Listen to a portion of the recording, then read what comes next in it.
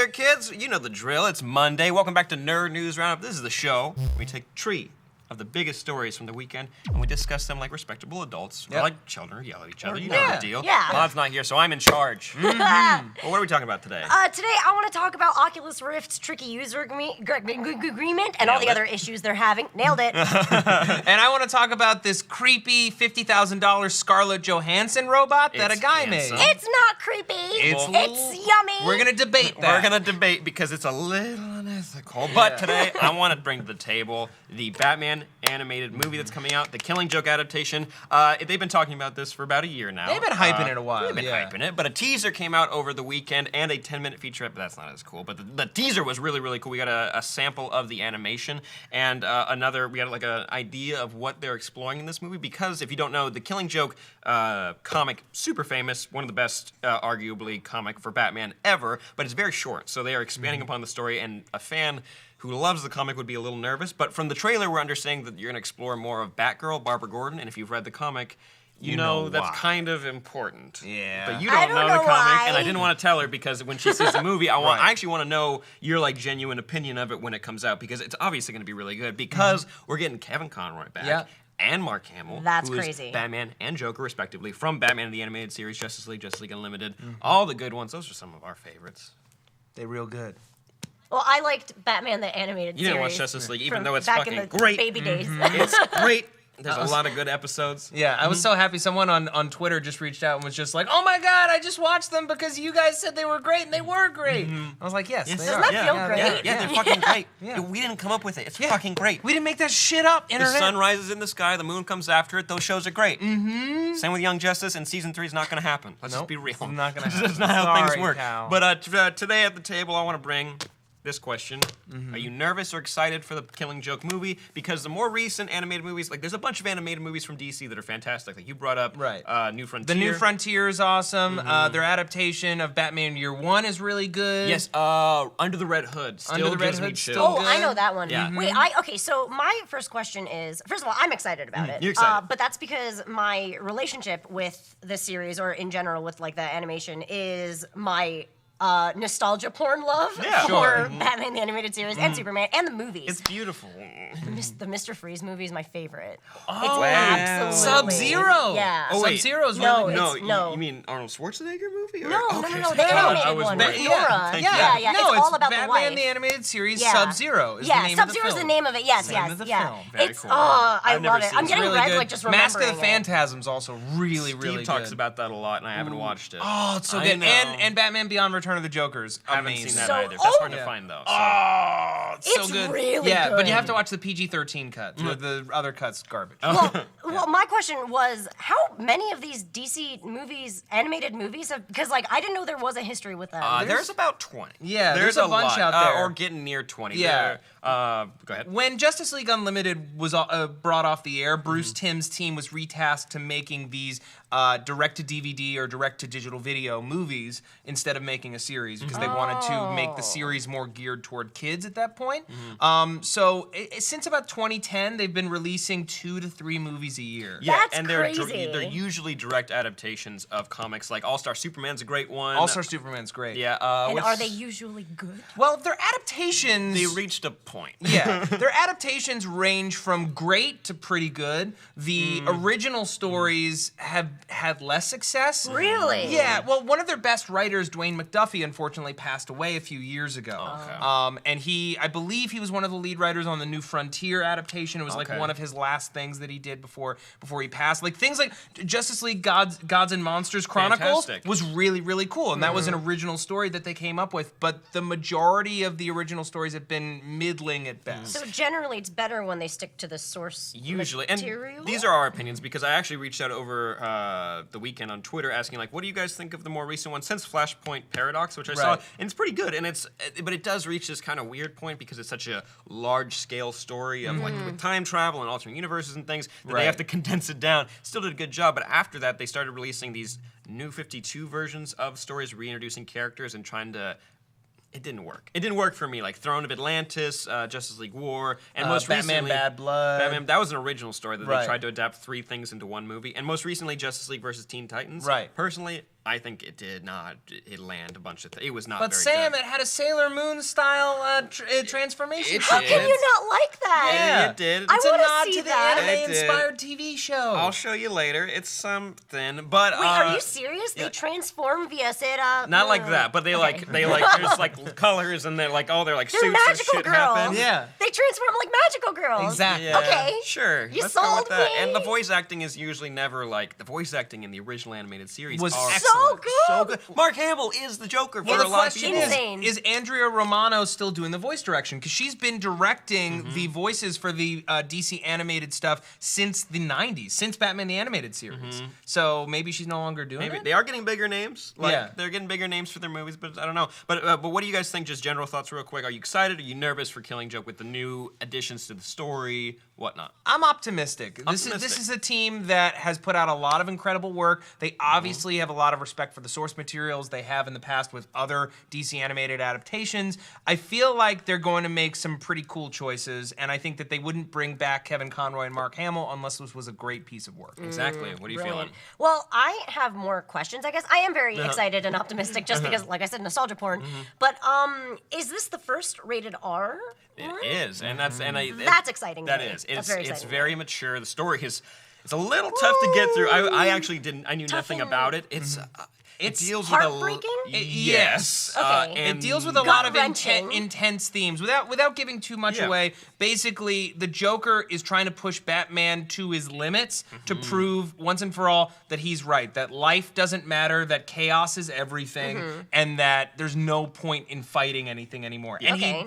he breaks more than one person in the DC universe. Yeah, and Interesting. in the process. That's one story had one of the biggest effects on overall DC Comics after that. Yeah. It was at first supposed to be like a kind of like an insular little thing, but it was so popular that expanded. they added it to the regular DC Comics. So it's a big deal. It's I was a going to very, say that very this is big very deal. heavy then. Yeah. Okay, So all right. excited? It's heavy I'm material. excited. You should see. I'm going to show you later All-Star Superman because that's a great one. It's a great one. And what was the other one? The Justice Magical League. Girls. Magical. The New I'll show you- Frontier. New Frontier's good. I wanted to actually show her Gods and Monsters for Oh, original Gods and piece, Monsters and is for really something cool. being so. But It's, that was R2, wasn't it? There that was a hard. It was stuff. it was a rough art, but it's really fun. It's a Yeah. great one. But guys, let me know your thoughts down below. Let's go into another story. Yes. Ooh, it's my turn now. your turn. All right, so Oculus is way sneakier than we thought. They started shipping out their VR devices on March 28th, I believe, and they are not only already running into shipping issues, they're running out of components, so essentially they did not make enough. But they are going to ship them for free for whoever pre-ordered them. So yay, whoever you are. Good for Yay. you guys. Kind of, not really, because they're not going to get updates until like April 12th or something. Blah, blah, blah. Oops. Zit. It's like this weekend. Like you don't know what's happening at all until this weekend. You spent your money and you don't know if you're gonna. Okay, good. At least the shipping is free though. Thanks, so. Facebook. Yeah. At least the shipping is free. Yeah. There you go. But Oculus is actually even weirder than that right now. If you actually look at their user agreement, they are not scamming you necessarily, That's a but harsh word. that's a harsh word. Okay, they're not really tricking you either. They just will know more about you than you want them to. Interesting. A Facebook company knowing more about you than you would like them to. So there are two major components. One is that whatever you make using the Oculus, which is kind of abstract because it's new technology, as with all new technology, you don't know what the future holds. Some engineer can be brilliant and create anything out of this kind of technology. But if you do create it, all of it is owned by Oculus in perpetuity, forever. So let's say that let's say that I'm like a manga artist, right? And I want to make manga this like 3D interactive thing, not an anime, like a manga, like 4-panel comics and stuff. And let's say I want to make it like an interactive thing using the Oculus, and I use the technology within the Oculus and its services. I don't own that, even though I made it, created it, drew it, everything. They own it. Yeah, because I used their device. Oops. So, or services, as they say. They cleverly say Right. services. But But that's what if you essentially made it in a program that allows you to use it on VR, you port a version to the Oculus, but it's also available for other platforms, then wouldn't you still own it? Because technically you didn't use the Oculus to make it, you just put it out for Oculus. See, that's a gray area because obviously games are Right. created for the Oculus and for these other devices, these VR devices. But so not created on. Not yeah, created obviously. on. So, yeah. And yeah, so it's abstract on purpose. Okay.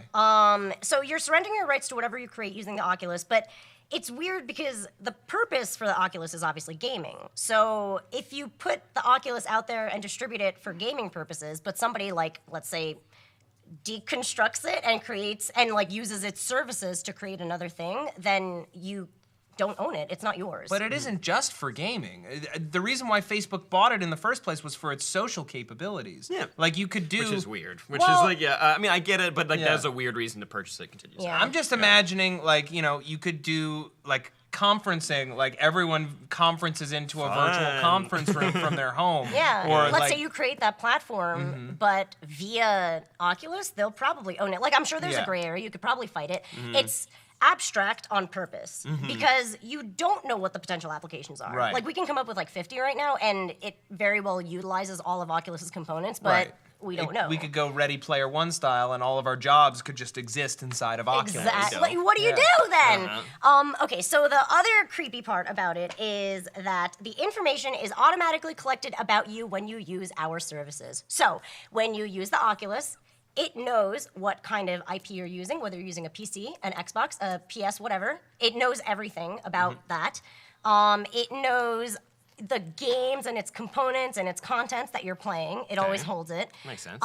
Location information can be derived from your device's IP Always hate that. and mobile devices, and information about your physical movements and your dimensions are known. That, Oh no. And they're allowed to take that information. They're and gonna know all your sizes. exactly, and they're going to use that information to market stuff towards you, and it literally blatantly says that in the agreement. I think that's kind of a nice thing. Like they could make a little onesie for you, like a And they sleeping know- onesie. 'cause they know your they know your dimensions. exact dimensions. It's weird Yeah. because it gets down to like even like the inseam. Like they'll know where like they know like where your feet stop, Yeah. and they're like, "Hey, you want some shoes? We got your shoe you size got too. your Here's some shoes." glove sizes." Yeah. Exactly. That makes it Here's a really hat. easy. Hey, Here's buddy, a ring too. you have a ring have size you have a small penis. Why don't you get some of these pills and Oh creams? no!